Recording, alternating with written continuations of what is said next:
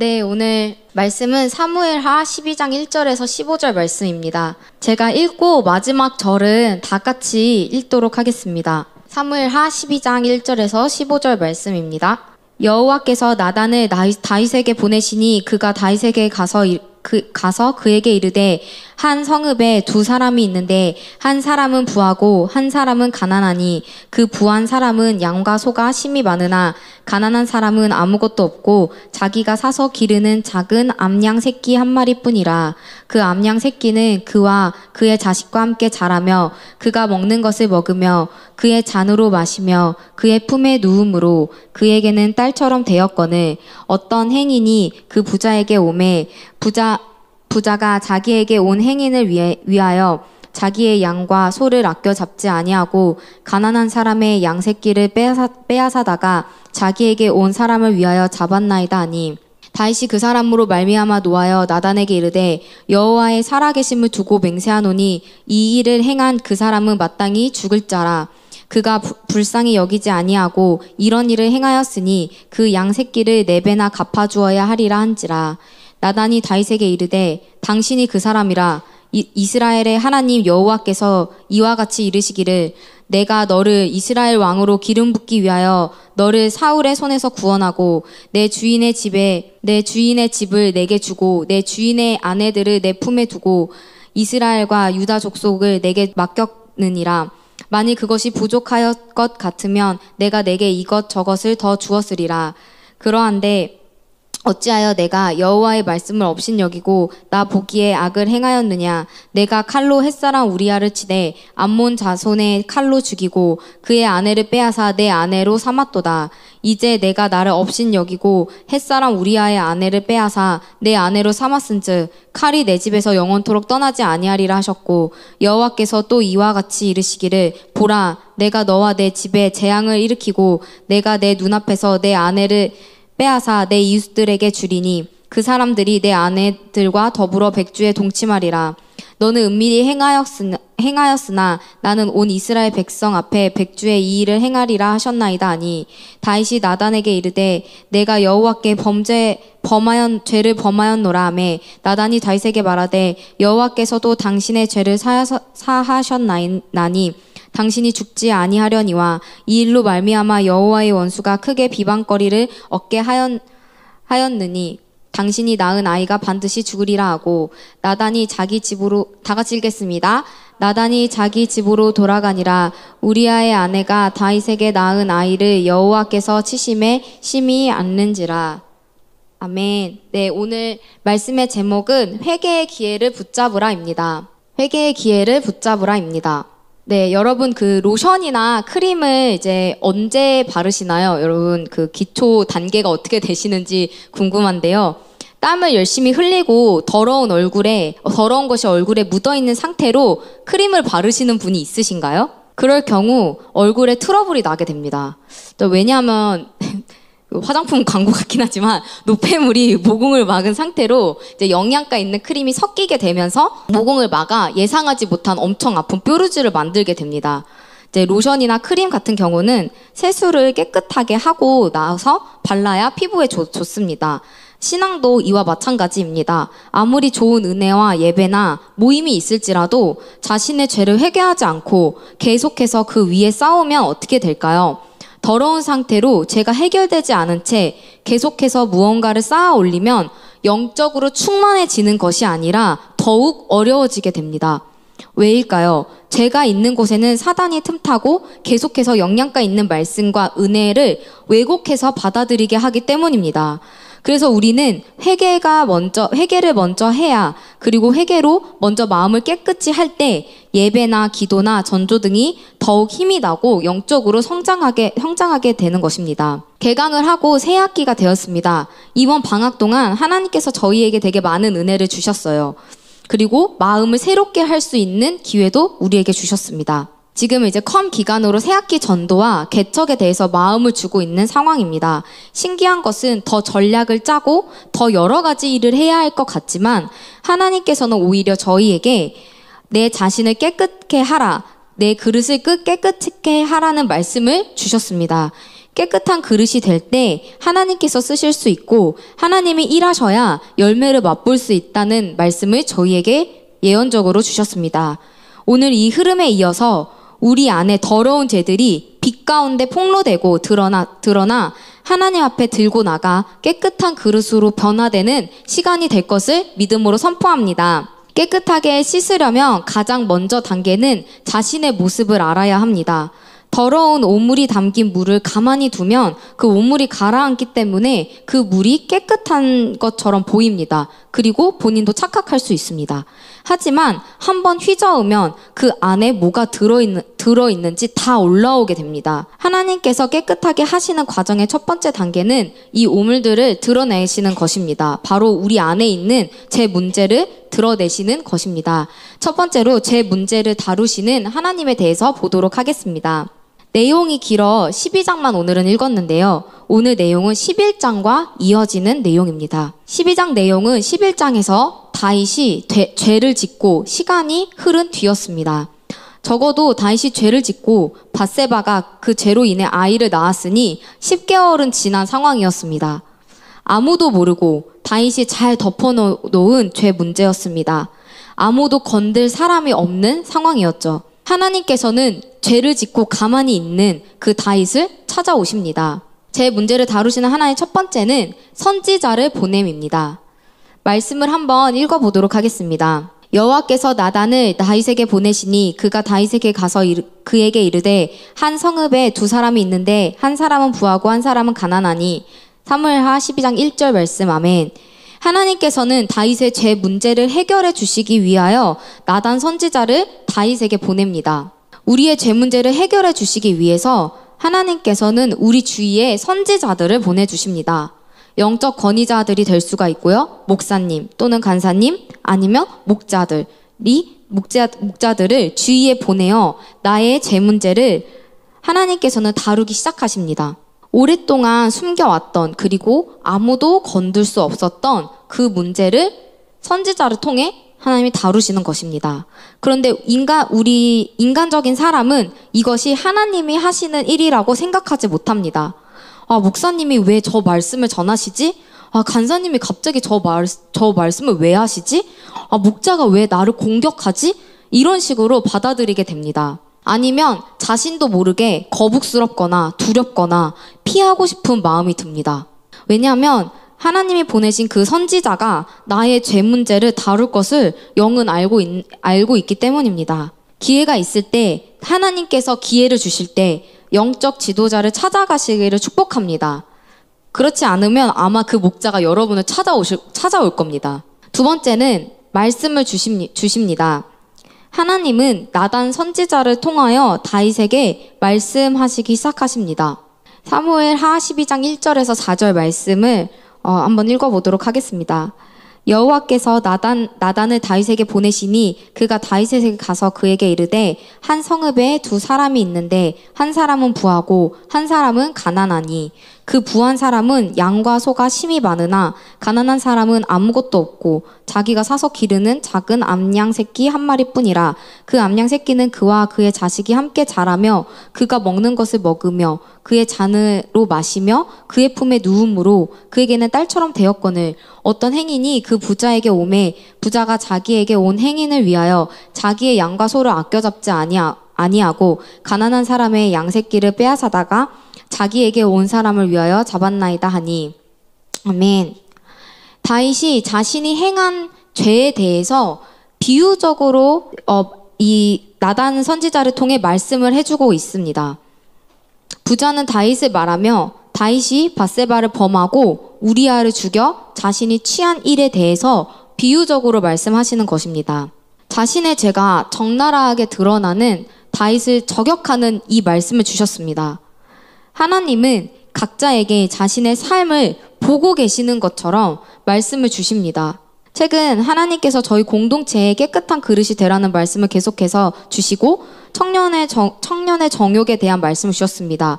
하나님이 죄를 다루실 때는 각자에게 말씀을 주시고 또 말씀을 가지고 저희 안에 찔림을 주십니다. 그런데 다윗은 정확한 말씀을 주심에도 그 말씀을 못 알아듣습니다. 사무엘하 12장 5절에서 6절 말씀을 제가 읽어보도록 하겠습니다. 다윗이 그 사람으로 말미암아 노하여 나단에게 이르되 여호와의 살아계심을 두고 맹세하노니 이 일을 행한 그 사람은 마땅히 죽을지라.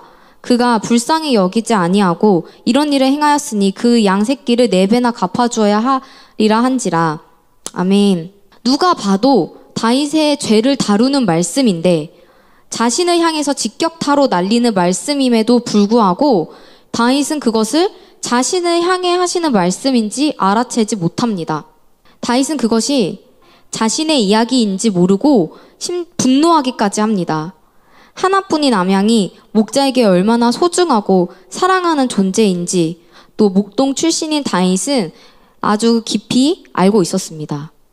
그렇기 때문에 극악무도한 짓을 한 사람에 대해서 분노하며 심지어 죽어 마땅하다고 생각합니다. 다른 사람의 일로 보일 때는 그것이 객관적으로 보입니다. 얼마나 악한 일인지, 그것이 얼마나 하나님이 보시기에 좋지 못한 일인지 보입니다. 그래서 나는 아니겠지, 나는 그 사람이 아니지 라고 당연히 생각하며 다른 사람을 판단하게 됩니다. 그게 내 이야기라고는 전혀 생각하지 못하는 것입니다. 다윗의 양심이 살아 있었다면 이 말씀이 무슨 말씀인지 단번에 알았을 것입니다. 하나님은 우리의 핵심적인 문제와 죄를 다루시기 위하여 말씀을 주시지만 우리가 그것을 알아채지 못할 때가 많습니다. 왜일까요? 우리 안에 숨겨둔 문제는 아무한테도 말하지도 않고 드러내지도 않았기 때문에 아무도 모를 것이라고 생각하며 자신의 문제를 하나님이 다루고 있다고 생각하지 않기 때문입니다. 그리고 다윗은 하나님이 주신 양심을 거스리는 기회에서 양심을 거스리는 일을 많이 했기에 양심이 많이 묻어져 있었습니다. 자신의 죄 문제를 외면한 지 오래되었기 때문에 더 이상 찔림이 되지 않습니다. 처음에는 성령께서 찔림을 주시고 말씀을 주셨겠죠. 그렇게 하면 안 된다. 이제 그만해라. 그러나 그것을 계속해서 무시할 때 우리의 양심도 묻어져 더 이상 찔림이 되지 않습니다. 죄 문제를 가볍게 여기게 되는 것입니다. 양심이 화인 맞게 됩니다. 양심을 죄의 인도로 뒤져버려서 더 이상 감각이 없게 만들어버리는 것입니다. 그러면 말씀을 들어도 죄를 반복해서 지어도 더 이상 찔림이 없고 자신의 문제를 다루시는 것인지 생각하지도 않게 됩니다. 그리고 말씀을 주셔도 그게 자신의 이야기인지 알아듣지 못하게 됩니다. 더 이상 나의 마음에 성령님이 거하시지 않게 되는 것이죠. 다윗은 원래부터 그런 사람이 아니었습니다. 사울의 옷자락을 벤 것만으로 양심이 찔려서 하나님 앞에 엎드려졌던 사람이었습니다. 다른 사람들은 그것이 죄라고 생각하지 않았던 것도 성령의 음성에 민감하여 회개하는 자였습니다. 그러나 성령이 떠난 그의 마음은 하나님이 말씀하셔도 더 이상 알아들을 수 없는 상태가 되어버립니다. 이것이 다윗에게만 적용이 될까요? 아니죠. 우리도 똑같습니다. 다윗은 하나님 마음에 합한 자였고 수많은 시편을 쓴 사람이었습니다. 하지만 죄에 빠지게 되자 말씀도 못 알아듣고 자신의 모습도 못 깨닫게 됩니다. 우리도 똑같습니다. 다음으로 하나님이 다루시는 다윗의 죄에 대해서 구체적으로 보고자 합니다. 하나님이 다루시는 다윗의 죄입니다. 첫 번째로는 하나님을 업심여김입니다. 하나님은 다윗에게 내가 어찌 여호와의 말씀과 여호와 하나님을 업심여기느냐라고 말씀하십니다. 업심여긴다는 뜻은 교만한 마음에서 남을 낮춰보거나 하찮게 여긴다는 의미를 가지고 있습니다. 다윗 마음이 교만해져서 자신의 분수를 잊어버리고 자신이 심판자 되시는 하나님을 무시한 채 죄를 짓게 됩니다. 하나님께서는 이러한 다윗에게 나단 선지자를 통하여 그동안 하나님께서 다윗에게 베풀어 주셨던 은혜들을 얘기해 주십니다. 사무엘하 12장 7절 8절 말씀을 한번 읽어보도록 하겠습니다. 다 같이 한번 읽어보도록 하겠습니다. 시작. 나단이 다윗에게 이르되 당신이 그 사람이라. 이스라엘의 하나님 여호와께서 이와 같이 이르시기를 내가 너를 이스라엘 왕으로 기름 붓기 위하여 너를 사울의 손에서 구원하고 내 주인의 집에 내게 주고 내 주인의 아내들을 내 품에 두고 이스라엘과 유다 족속을 내게 맡겼느니라. 만일 그것이 부족하였 것 같으면 내가 내게 이것저것을 더 주었으리라. 아멘. 아무것도 아니고 집에서 알아주지 않는 다윗을 알아주시는 분은 오직 하나님 한 분이셨습니다. 무명한 다윗을 불러 받을 수 없는 왕의 기름 부으심을 주셨습니다. 왕이 될 사명을 감당할 만한 사람도 아닌데 하나님은 아무도 모르고 조건조차 되지 않는 다윗을 지켜보셨고 그 다윗을 선택하시고 찾아오셨습니다. 그리고 늘 사울에게 죽임당할까 쫓기는 인생을 살았던 다윗을 하나님께서 구원하셨죠. 눈물과 고난과 어려움의 기간을 함께 하시고 늘 어려움에서 구원해 주셨습니다. 다윗은 원래 정말 아무것도 아닌 자였습니다. 아무것도 아닌 자에게 하나님께서는 집도 주시고 사명도 주시고 하나님의 백성을 돌보도록 해주셨습니다. 자격 없는 자에게 하나님의 양떼를 맡기시고 나라를 맡기시고 백성을 맡기시는 일을 시키셨습니다. 하나님께서는 다윗에게 꿈꿔보지 못하고 상상조차 할 수 없는 인생을 살도록 부르신 것입니다. 갚을 수 없고 또 값없는 은혜를 다윗이 받았죠. 그리고 거기에 부족했을 것 같으면 주님이 채워주셨을 것이라고 말씀해 주셨습니다. 이스라엘 백성이 왜 광야에서 다 죽었을까요? 바로 자신이 받은 은혜와 자신이 어떤 자였는지를 잊어버렸기 때문입니다. 노예 백성에서 구출해 주시고 아무 능력도 없는 자들을 불쌍히 여겨주셔서 광야에서 일하지 않고도 먹을 것을 주시고 옷이 해지지 않게 하시고 추운 밤에는 불기둥으로 더운 낮에는 구름기둥으로 인도해 주셨는데 거저받은 은혜를 잊어버리고 하나님께 불평불만을 합니다. 최근 금요 HR 예배에서도 에베소 교회를 왜 책망하셨습니까? 처음 사랑을 잃어버렸기 때문이었습니다. 하나님은 의인이 아닌 건강한 자가 아닌 쓸모없는 그리고 쓸 수 없는 그런 죄인들을 부르셔서 치유하시고 고치시고 은혜를 베풀어 주시는 분이십니다. 근데 그거를 자꾸 잊어버립니다. 자신이 어떤 자였는지를 망각하는 것입니다. 우리는 자신이 어떤 자였는지를 잊어버리고 받은 은혜들을 다 잃어버립니다. 자신이 지금 누리고 있는 은혜들을 마치 자신의 것으로 생각합니다. 원래 내가 이런 사람이었지. 내가 원래 왕이었던 것처럼 생각합니다. 네, 사무엘하 12장 9절 10절 말씀을 제가 한번 읽어보도록 하겠습니다. 그러한데 어찌하여 내가 여호와의 말씀을 업신여기고 나 보기에 악을 행하였느냐. 내가 칼로 햇사람 우리야를 치되 암몬 자손의 칼로 죽이고 그의 아내를 빼앗아 내 아내로 삼았도다. 이제 내가 나를 업신여기고 햇사람 우리야의 아내를 빼앗아 내 아내로 삼았은즉 칼이 내 집에서 영원토록 떠나지 아니하리라 하셨고. 아멘.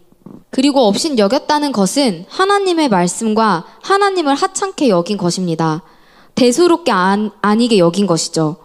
즉 하나님이 없는 것처럼 하나님을 무시하는 행동을 했습니다. 늘 하나님 앞에 살고 하나님 말씀대로 살았던 다윗이 마치 하나님이 존재하시지 않은 것처럼 하나님의 말씀을 듣지 못한 사람처럼 행동합니다. 그것이 바로 하나님을 업신 여기는 행동인 것입니다. 이와 반대로 요셉은 아무것도 보이지 않는 상황에서 보디발의 철을 뿌리치고 도망쳤습니다. 왜일까요? 아무도 안 볼지라도 하나님께서 자신을 보고 계셨다는 것을 믿었고 하나님 앞에서 살았기 때문입니다. 하나님 앞에 살지 않는 우리의 모습을 보고 주님은 분노하십니다. 우리 안에 심판자 되시고 우리를 지켜보고 계시는 그 하나님을 회복하고 하나님 앞에서 사는 자들이 될 것을 믿음으로 선포합니다. 두 번째, 하나님이 다루시는 다윗의 죄는 육신의 세력에 잡힌 것입니다. 다윗은 육신의 세력에 잡히는 삶이 되었다는 것을 말씀을 통해 알 수 있습니다. 11장에 다윗이 죄를 짓게 된 시작점에 대해서 나와 있습니다. 제가 한번 읽어보도록 하겠습니다. 그 해가 돌아와 왕들이 출전할 때가 되매 다윗이 요압과 그에게 있는 그의 부하들과 온 이스라엘 군대를 보내니 그들이 암몬 자손을 멸하고 랍바를 에워쌌고 다윗은 예루살렘에 그대로 있더라. 저녁 때에 다윗이 그의 침상에 일어나 왕궁 옥상에서 거닐다가 그곳에서 보니 한 여인이 목욕을 하는데 심히 아름다워 보인지라. 다윗의 삶에 더 이상 어려움이 없어졌다는 것을 볼 수 있습니다. 더 이상 자신을 공격하는 사람도, 자신을 훈련시키는 사람도 없어졌습니다. 그리고 늘 전쟁에서 같이 싸우러 나가던 다윗이 이제는 더 이상 자신은 전쟁에 같이 나가지 않게 됩니다. 그리고 전쟁에서도 그러지 않아도 전쟁에서도 승리가 이어집니다. 물질적으로도 풍요로워지고 육신을 누리는 삶을 살게 되는 것입니다. 게으름과 타협하게 되고 점점 쉬고 늦게 일어나고 저녁 때 침상에 일어나는 삶을 살게 됩니다. 너무 바쁘고 너무 일찍 일어나서 하나님 앞에 헌신할 게 많으면 너무 피곤하고 아플 것 같고 그것이 나를 힘들게 한다고 생각하지만 오히려 그것이 안정장치가 되는 것입니다. 그것이 없으면 점점 육신의 세력에 잠식되어 자신도 모르는 사이에 죄에 크게 넘어지게 됩니다. 늘 하나님의 의중을 묻던 다윗의 삶에 더 이상 주님과의 대화는 없습니다. 그러니 어떻게 됩니까? 정욕이 틈타게 되는 것이죠. 만약 다윗이 육신의 세력과 싸우고 자신을 쳐서 복종시키며 하나님과 교제하는 삶을 살았다면 지금의 상황을 분별했을 것입니다. 아, 이것은 방해구나. 이것을 알았겠죠. 육신을 푹 누리고 육신이 하고 싶은 대로 하니 분별이 되지 않을 뿐더러 정욕을 이기지 못하게 됩니다. 혼자 있고 아무도 자신을 브레이크 해줄 사람도 없고 음란의 죄를 짓게 되는 것입니다. 점점 양심이 무뎌지기 시작합니다. 문제가 커지니 어떻게 해서든지 자신의 죄를 감추기 위해 더 담대해집니다. 육신이 원하는 대로 계속해서 순종하고 죄를 숨기고자 더 큰 죄를 짓게 됩니다. 밧세바의 남편이 우리아를 죽이게 되는 것입니다. 죄는 한 번 짓는다 해서 끝이 아니라 죄를 몰고 옵니다. 한 번 넘은 선은 다음번에 넘기 쉬울 뿐더러 더 큰 죄를 짓게 하는 발판이 되는 것입니다. 죄를 지으면 끝일까요? 아닙니다. 죄에 대한 형벌이 기다리고 있습니다. 세 번째, 죄의 형벌입니다. 우리는 죄를 짓고 끝이라고 생각하지만 죄에는 형벌이 있습니다. 영적인 죄의 형벌은 우리의 영이 하나님과 단절되고 죽는다는 것과 자신이 지은 죄로 인하여 받게 되는 형벌이 있습니다. 말씀을 한번 읽어보도록 하겠습니다. 이제 내가 나를 업신여기고 햇사람 우리아의 아내를 빼앗아 내 아내로 삼았은즉 칼이 내 집에서 영원토록 떠나지 아니하리라 하셨고 여호와께서 또 이와 같이 이르시기를 보라 내가 너와 내 집에 재앙을 일으키고 내가 내 눈앞에서 내 아내를 빼앗아 내 이웃들에게 주리니 그 사람들이 내 아내들과 더불어 백주에 동침하리라. 너는 은밀히 행하였으나 나는 온 이스라엘 앞에서 백주의 이 일을 행하리라 하셨나이다 하니, 죄만 짓고 끝나는 것이 아니라 다윗이 죄를 짓고 그에 따른 형벌을 받게 됩니다. 우리아를 죽이는 죄를 선택함에 따라 다윗의 집에는 칼이 떠나지 않는 형벌이 임하게 됩니다. 다윗의 집에는 다윗의 아들 암논이 자신의 이복 누이를 겁탈하는 사건을 통하여 앙심을 품은 압살롬이 암논을 죽이고 또 압살롬도 자신의 아버지를 반역하여 결국엔 요압의 무기 드는 자에 의해서 죽게 됩니다. 죽이는 방법을 선택한 다윗의 죄의 형벌은 처참했습니다. 그리고 남의 아내를 빼앗은 죄의 형벌로 자신의 아내들이 대낮에 부끄러운 짓을 행하는 형벌이 임하게 됩니다. 실제 이후 압살롬의 반역으로 압살롬이 모든 백성에게 자신이 아버지 다윗의 미워함을 알리기 위하여 모든 사람이 보는 옥상에서 아버지 후궁들과 동침하는 일을 벌이게 됩니다. 죄는 그냥 가볍게 짚고 넘어갈 문제가 아닙니다. 죄는 불법이며 불법을 행하는 것에 대해서는 형벌이 있는 것입니다. 우리는 한번 죄 짓는 것이 이후에 어떠한 인생의 형벌을 가져올지 알지 못한 채 너무나 쉽게 죄를 짓습니다. 그러나 그에 대한 무게는 굉장히 무거운 것입니다. 그러나 하나님은 이러한 다윗이 죄를 지었더라도 다윗을 사랑하셨습니다. 세 번째, 용서받는 다윗에 대해서 보도록 하겠습니다. 하나님은 다윗이 죄 때문에 얼마나 고통받고 있는지 알고 계셨습니다. 시편에 적힌 다윗의 고백을 보면 알 수 있습니다. 한번 다 같이 읽어보도록 하겠습니다. 시작!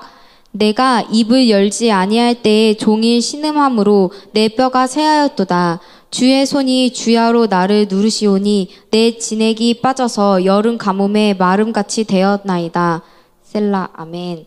다윗은 자신 안에 숨겨진 죄 때문에 진액이 빠지고 뼈가 쇠하는 고통을 받았습니다. 우리 안에 죄가 있으면 뭘 하지 않아도 지치고 힘듭니다. 왜냐하면 그 죄로 인하여 이미 정죄를 받고 심판을 받고 있기 때문에 진액이 빠지며 많은 걸 하지 않아도 지치게 되는 것이죠. 하나님께서는 제 문제를 정죄와 심판하시기 위함이 아닌 죄로 인하여 고통받는 우리를 사랑하시기 때문에 말씀을 주시며 죄 문제를 다루시는 것입니다. 저도 하나님께서 제 문제를 다루실 때 너무 고통스러웠습니다. 그냥 다 묻고 다윗처럼 없던 것처럼 살고 싶다는 생각을 정말 많이 했어요. 그러나 주님은 저를 사랑하셔서 그리고 다윗을 사랑하셔서 그 죄를 빛 가운데 드러내게 하셨습니다. 왜일까요? 이제는 그 죄에서 나오라는 것입니다. 아무리 극악무도한 죄를 지어도 하나님은 회개의 기회를 주고 계십니다. 첫 번째로 회개와 돌이키는 다윗에 대해서 보도록 하겠습니다. 나단 선지자가 다윗에게 그 사람이 너다! 라고 말합니다. 그리고 다윗 자신이 지은 죄를 쭉 이야기합니다. 왕의 체면으로서 너무 수치스럽고 부끄러웠을 것입니다. 그리고 그동안 잘 숨겨왔던 죄였죠. 그런데 이번엔 다윗이 자신의 죄를 회피하거나 부인하지 않습니다. 다윗이 나단 선지자를 만나고 난 시편을 한번 읽어보도록 하겠습니다. 홀수절은 형제님, 짝수절은 자매님이 한번 읽어보도록 하겠습니다. 시작. 내가 주께만 범죄하여 주의 목전에 악을 행하였사오니 주께서 말씀하실 때에 의로우시다 하고 주께서 심판하실 때에 순전하시다 하리이다. 보소서 주께서는 중심이 진실함을 원하시오니 내게 지혜를 은밀히 가르치시리이다. 아멘. 다윗은 의인의 모습이나 거짓된 모습으로 나가지 않았습니다. 포장하지 않았어요. 죄인 그대로, 죄 지은 모습 그대로 나가고 그것을 인정하고 시인합니다. 다윗은 하나님 앞에 엎드렸습니다. 우리는 하나님이 말씀하시는 죄된 모습이 나의 모습이라고 인정하고 싶어 하지 않습니다. 그래도 내가 이 정도는 아니지 라는 생각이 기본적으로 깔려 있어요.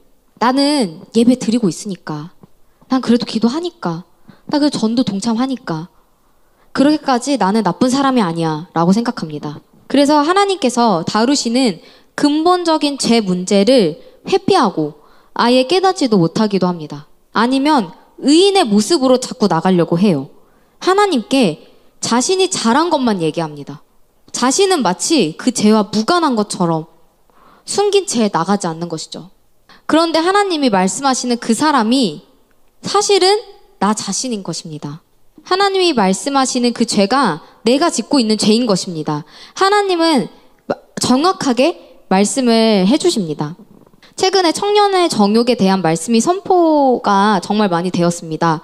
신기할 정도로 여러 말씀에서 동일한 말씀을 되게 저희에게 주셨죠. 그리고 저는 심지어 창세기를 듣고 있는데 거기서도 나왔어요. 그래서 그걸 가지고 이제 기도를 하다가 하나님께서 한 가지 그 사건을 생각나게 해주셨습니다. 그게 뭐냐면 제가 이제 중학교 1학년 때 처음으로 여름 수련회를 갔던 그 장면이 생각나게 해주셨어요. 그때 말씀 하나도 생각이 안 나고 그 딱 한 말씀만 생각이 나는데요. 그 말씀이 무슨 말씀이었냐면 요셉 말씀이었어요. 그래서 보디발의 처에 대한 말씀이 선포되면서 그 음란의 영에 대한 말씀이 선포가 되었었습니다. 근데 그때까지 저는 중학교 1학년이었는데 제가 이제 초등학교 6학년 때 교회를 왔거든요. 네, 한 번도 재고백을 해본 적이 없었어요, 그때. 그래서 저의 죄들을 이렇게 꽁꽁 숨겨놓은 상황이었습니다. 그래서 그때 제가 봤던 음란물이나 뭐 그런 것들을 아주 못 끊고 그러고 있었죠. 근데 말씀을 듣는데 그 모습이 그 말씀에 나온 그 모습이 저의 모습이라는 거를 알았어요. 근데 마음이 이렇게 굳어지면서 아니야, 내 얘기는 아니야. 나는 수련회도 이렇게 참석했고 난 예배도 빠지지 않고 지금 계속 잘 다니고 있어. 그러니까 나에게 해당되지 않아. 이러면서 그때 귀를 닫아버렸어요. 그때 그 여름 수련회에서 하나님이 드러내신 저의 이런 음란의 영에 대한 그 죄에 대해서 회피하고 도망쳐서 회개의 기회를 던져버린 저의 모습을 기도 중에 하나님이 떠오르게 해주셨습니다. 그때 이후에 대학생이 되고 나서야 그 문제를 다룬받기 시작했어요. 굉장히 오랜 시간이 지난 후였죠. 그때 중학교 1학년 때 저의 모습을 인정하고 해결을 받았으면 훨씬 제 안에 악한 잔상들이 덜 남았을 텐데 라는 생각이 들었습니다. 그때 회피함으로 인하여 수많은 죄를 짓고 강력한 진지가 만들어져서 계속해서 악한 잔상들로 인하여 싸우는 모습들을 생각나게 해주시며 인정하게 해주셨습니다. 그래서 이번에는 주님이 드러내시는 저의 모습이 맞다고 받아들이고자 하는 마음을 주셨어요. 하나님께서 지금 말씀을 통해 드러내시는 나의 모든 죄들에 대해서 하나님 맞습니다. 인정하고 나가고자 결단을 하게 되었습니다. 여러분 중에서도 자신의 죄를 하나님이 말씀으로 드러내신다면 그 죄를 인정하시고 하나님 앞에 엎드려지시기를 축복합니다. 자신의 죄를 인정하고 고백하는 다윗을 주님은 단번에 용서해 주십니다. 하나님은 다윗과의 관계가 회복되기를 원하셨던 것입니다. 두 번째, 용서하심입니다. 네, 말씀을 한번 다 같이 읽어보도록 하겠습니다. 시작! 다윗이 나단에게 이르되 내가 여호와께 범죄하노라 하매 나단이 다윗에게 말하되 여호와께서도 당신의 죄를 사하였으니 당신이 죽지 아니하려니와. 아멘. 자신의 모습을 정직하게 인정하고 죄인의 모습으로 하나님 앞에 엎드려 회개하는 자마다 하나님은 단번에 용서를 베풀어 주십니다. 아무리 그 죄가 크고 지워지지 않을 것 같을지라도 하나님 앞에 회개할 때 그 죄를 깨끗하게 씻어주시는 분이신 것입니다. 네, 말씀을 한번 다 같이 읽어보도록 하겠습니다. 시작! 여호와께서 말씀하시되 오라 우리가 서로 변론하자. 너희의 죄가 주홍 같을지라도 눈과 같이 희어질 것이요 진홍같이 붉을지라도 양털같이 희게 되리라. 아멘. 우리의 주홍 같은 죄, 절대 지워지지 않을 것 같은 그 죄를 위하여 예수님께서 이 땅에 오셨습니다. 예수님이 십자가를 지시고 십자가에서 나의 죄를 대신하여 죽으셨습니다. 예수님이 나를 위한 십자가를 대신 지신 것입니다. 그 피로 우리의 더러운 죄, 지워지지 않는 죄가 깨끗하게 지워지게 되었습니다.